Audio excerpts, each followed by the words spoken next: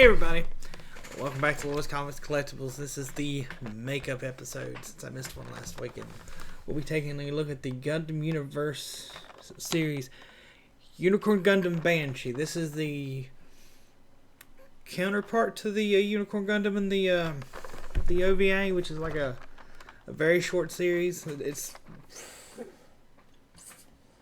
I think it's more or less identical. Now, if you guys know a little bit more about that series, feel free to correct me. But he's black and orange instead of like white and green. But let's pop this bad boy open here and get a closer look at it. Muscled. Sorry for all the plastic, guys, because I know that can get a bit much. He's got a little gold background thingy, and now we got him with.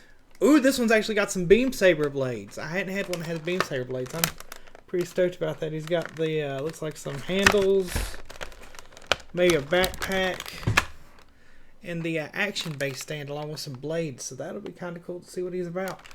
Anyway, guys, let's break this down and get him into Fig Cam and take a closer look. Alright, everybody, we got the Banshee Gundam down here on the table. And aesthetically, this is a very cool looking Gundam. It's, from what I remember from Gundam Unicorn, it's more or less a copy of Gundam Unicorn. He's just black, bronze, and gold instead of white, pink, and gold, or white, green, and gold, I think, at one point, depending on which mode he's in. Let's explain a little bit about the Gundam. There's two modes to this guy. They are putting him in his second mode. I think it's Berserk mode or Chaos mode. I can't remember what it was called from the movie, but basically wherever you see bronze on this guy, pretty much, except for maybe the gun arm, slides back up and in, and this elaborate fin up here closes here, and he's got like a unicorn horn, and that's like his base mode, and then he activates what you see here, and that's like his superpowered mode. Now, as we've come to expect on these figures, all the armor plates are, well, not all, but like most of the armor plates are jointed. The shoulders go up and down. The skirt in the front flips up. The side skirts flip up. Unfortunately, this is my second go at this video. He came with the back plate that I had to put in. But, and not this hand, these two beam saber hilts, and these two blades. And the action base plug-in, which you can buy those separately. I've got the Tall Geese beam saber here just to verify that these will plug into it, so that if you don't want to buy the original Gundam to get your beam saber blades, this may be another option. Now, the bronze metallic and the gold metallic look great. You got this elaborate V-fin, and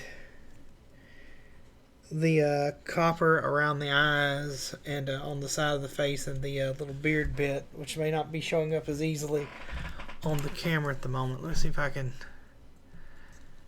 if you can kind of see it there. You got the gold around the chest and the little bronze bits, and these, I don't know if they're Vulcans or cameras on the Psycho Gun or the Banshee Gundam. Some Gundams, those are Vulcans. Cool armor design on the shoulders and the bronze. This is his shooting hand, and as you can see, there's not even a spot to plug in a hand, so you only get two hands with this guy.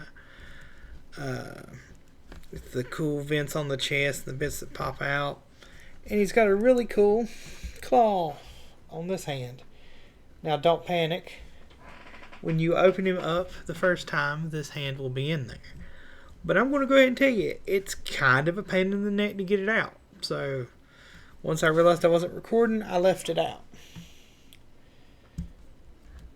But he's got the ink buckle, and the biggest reason is these upper jaws move, which is really cool, but the bottom ones don't, so you kind of have to get in here like so, and then like get in there enough that you can sort of curl your fingers, and I need to trim my nails, would have probably made that easier.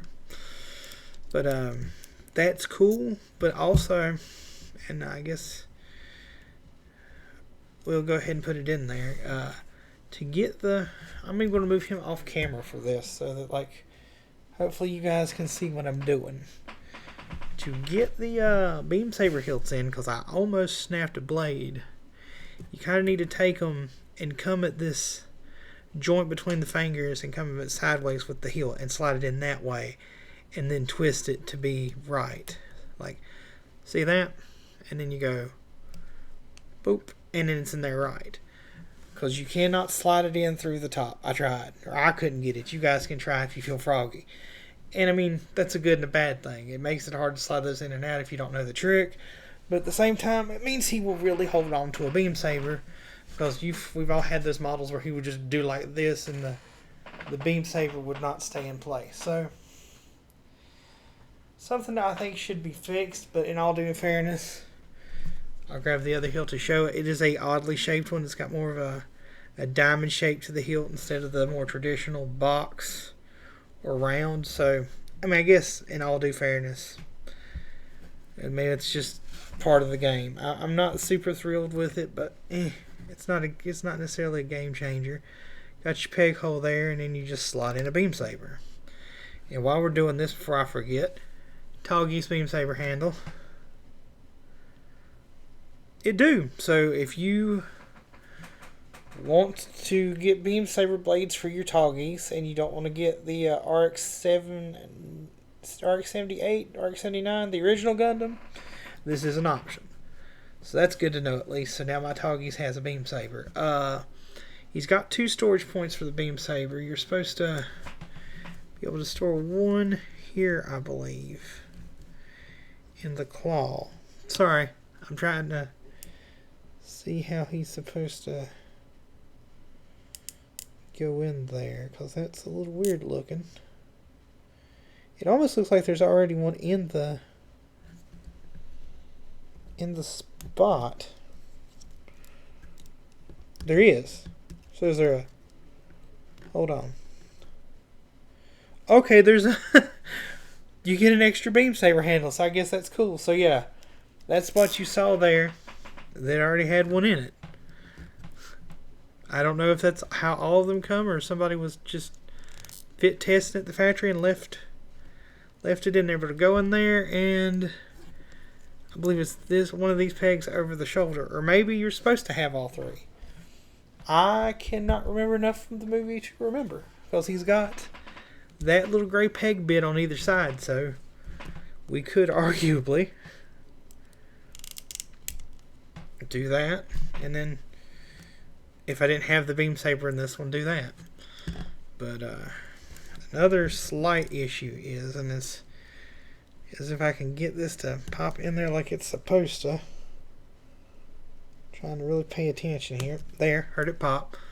Okay, close the claws. Do not worry, I found out earlier, these claws are just pegs into holes, so if they come off, you have not broken your nice new figure.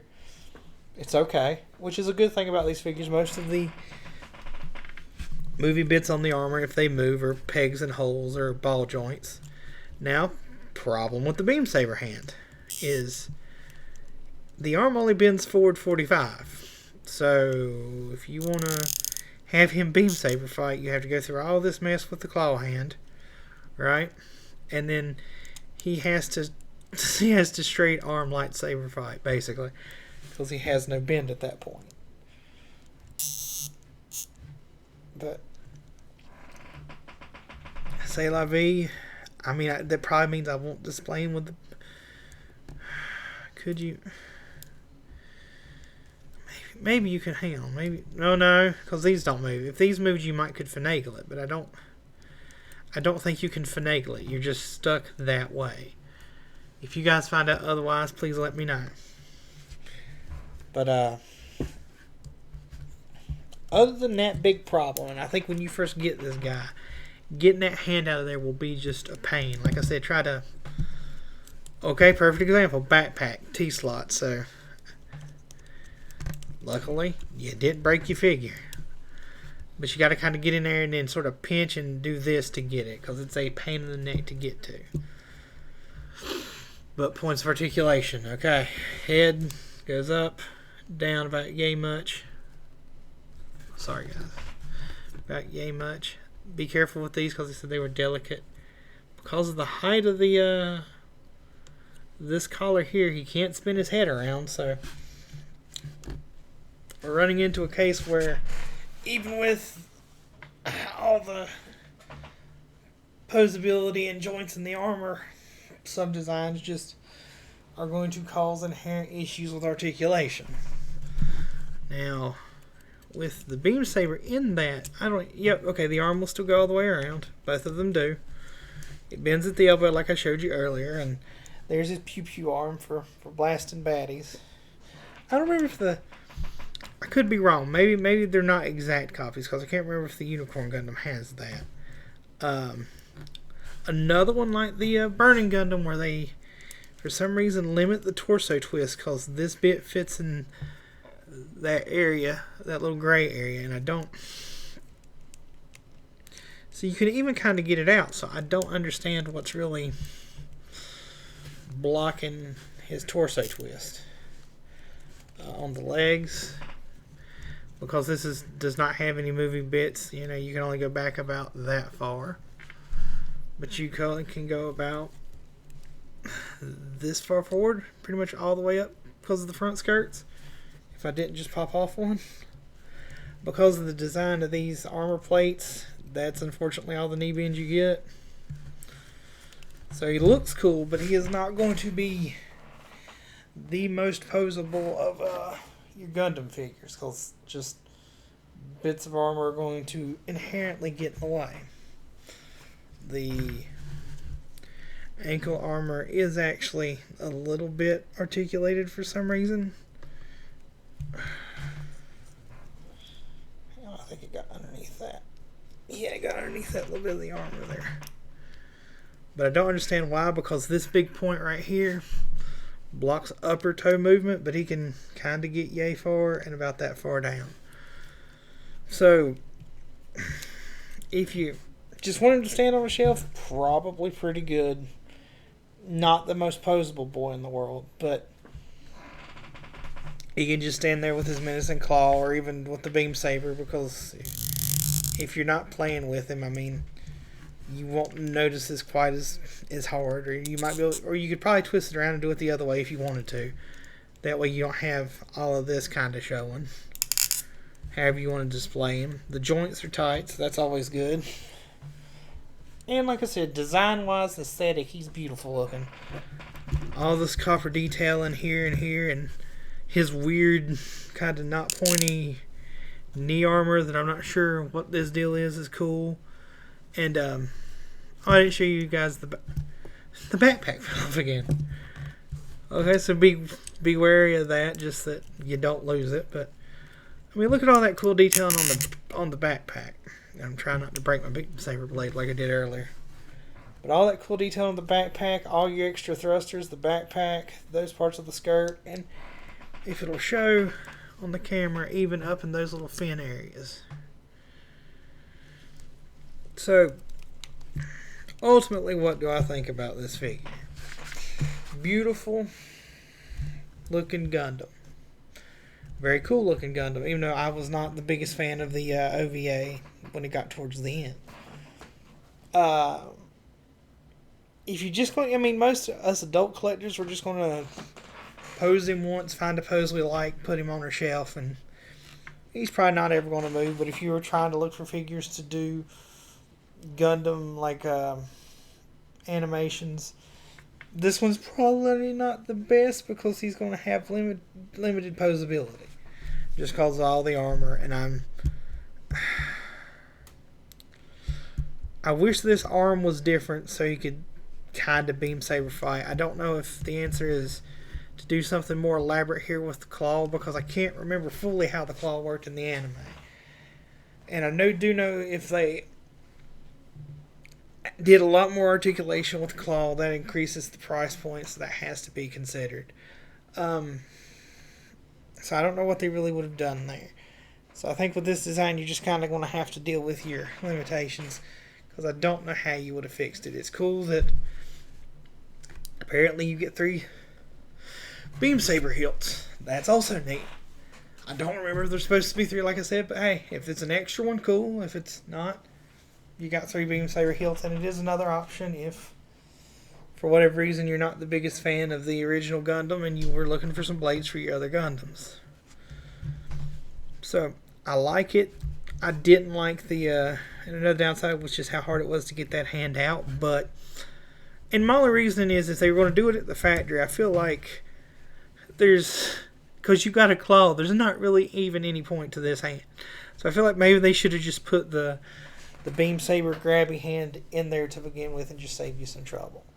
So for a display piece on a shelf, definitely worth a pickup. Much more than that, if he's the only one, stupid backpack, if he's the only one you don't have out of the run, I'd pick him up just to be a completionist. But if you gotta pick and choose carefully and you want articulation, I'd skip this guy. Anyway, thank you guys for spending a bit of time with me today. Try to stay positive. I know it's so tough out there. And I'll see you guys next week. Peace.